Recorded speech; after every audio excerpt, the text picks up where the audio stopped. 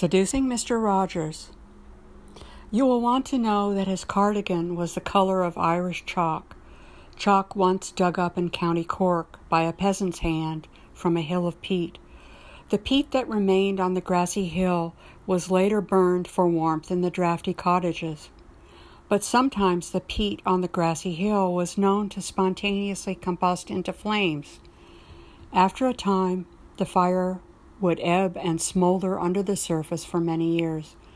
Like a similar element of the natural earth, I too was burning under the surface with a smoldering fire. I knew two things must first happen.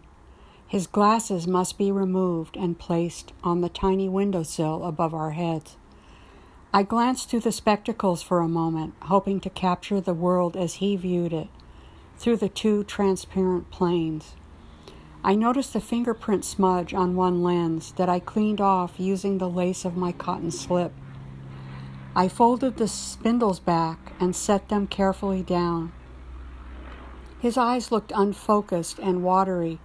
His eyes were the blue of an early morning cloudless sky, the blue of a rabbit's eye, the blue of a hard spearmint candy. The eyes were not looking at me, but outward, displaced, disowned, like a priest's eyes deep in prayer. Later the eyes would close, but not yet. The thing I knew must happen next was the mussing of his hair like dried shellac, hair trapped all its life in a stiff crust, hair that dreamed of freedom. I created a gray and black thunderstorm of abandon with my hands. You will want to know that he stood very still as I unzipped the cardigan, unzipping slowly as I was afraid the sudden cold draft would upset his delicate equilibrium. We were standing in the cloakroom, so I hung the cardigan on a brass hook alongside all the others. They were hung like human skin discarded in battle. There was a smell in the cloakroom, a combination of fear, cardamom seeds, and brisk aftershave. I breathed deeply in order to remember the smell. You will want to know that the obstacles were many. The complexity of the layers of clothing would have discouraged a less determined person, but my hands were confident. My mind had many times rehearsed what my hands were doing.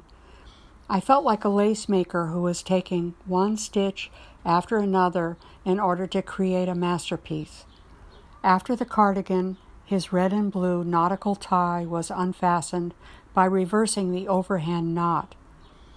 Then, starting from the tail and moving up to the throat, the small pearl buttons of his white Oxford shirt were undone. Next, the ribbed, sleeveless undershirt that a young boy could have worn in an orphanage was lifted overhead. Lastly, I removed his pressed and cuffed tan pants and his chaste undergarment. The pile of clothing lay at our feet. His mouth moved only once, making a small but noticeable change. Was it pleasure, a protest, a prayer? You will understand that I can't tell you everything, but it was very quiet in the playroom, except for the toy train that ran on schedule around the ceiling track. The train was traveling nowhere in particular, but the clacking, percussive sound of the metal wheels on the wooden track sounded a bit like breathing as I stood there in the cloakroom, holding my breath and waiting.